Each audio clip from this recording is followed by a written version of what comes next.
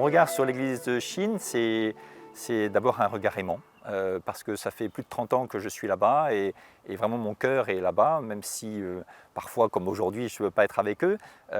Mais c'est vraiment, j'ai beaucoup d'amis là-bas et marcher avec eux, c'est pour moi une grande chance. Et mon regard est vraiment un regard à la fois d'amour et d'espérance.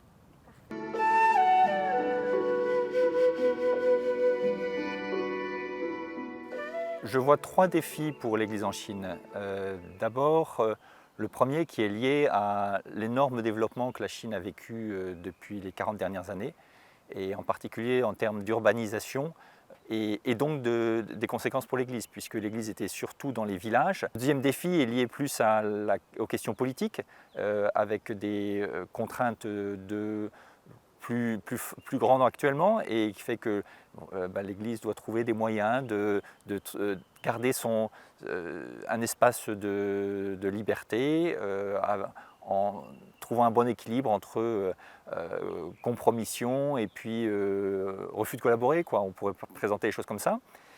Et puis après, en termes de défis, je pense que le plus important pour l'Église aujourd'hui, c'est les défis de formation.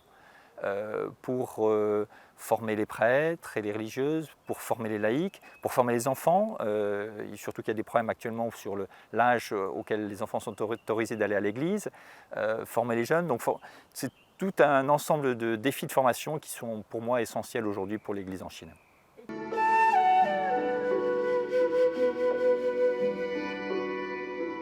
L'espérance, je la vois d'abord dans le Seigneur, c'est-à-dire que de mon expérience sur le terrain, je vois à quel point l'Esprit Saint travaille à sa façon et qui nous surprend et qui fait porter de très beaux fruits dans des situations qui sont souvent difficiles, en particulier au niveau des jeunes, où je suis vraiment émerveillé par leur créativité, leur enthousiasme et qui travaillent l'Église en profondeur. Je pense que ça, c'est vraiment des signes d'espérance.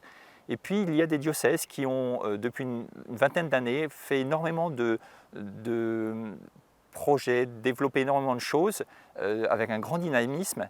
Et ça, je pense que ça sert un peu de laboratoire pour les autres diocèses à travers la Chine. Donc ça, pour moi, c'est aussi un grand signe d'espérance.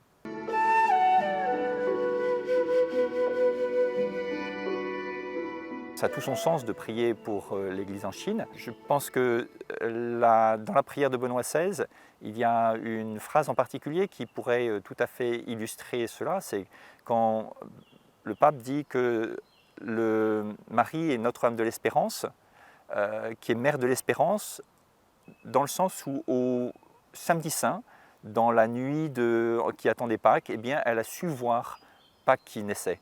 Et je pense que ce message-là, il est porteur pour beaucoup de gens qui, dans une certaine forme de nuit, eh bien, continuent d'espérer, de croire.